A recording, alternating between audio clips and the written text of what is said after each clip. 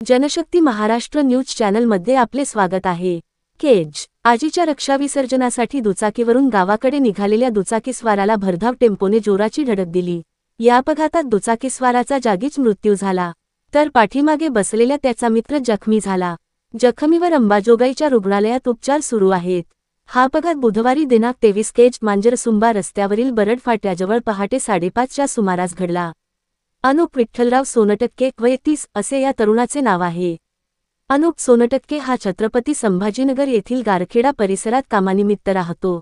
तो बुधवारी पहाटे आजीच्या रक्षाविसर्जनासाठी लातूर जिल्ह्यातील दोराळा येथे आपल्या मित्राला घेऊन दुचाकीवरून MH20 GB 2361 येत होता। तो दुचाकीवरून बरड फाट्याजवळ आला असता समोरून भरधाव वेगात आलेल्या अज्ञात टेम्पोने त्याच्या दुचाकीला जोराची धडक दिली।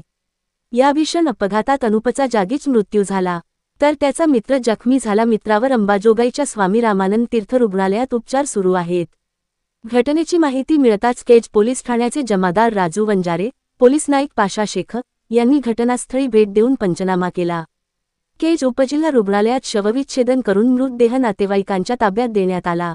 अपघातानंतर टेम्पो चालक फरार झाला असून पोलिसांकडून त्याचा शोध सुरू आहे। पुढील अपडेटसाठी Janshakti Maharashtra news channel subscribe करा, शेअर करा, लाईक करा। धन्यवाद।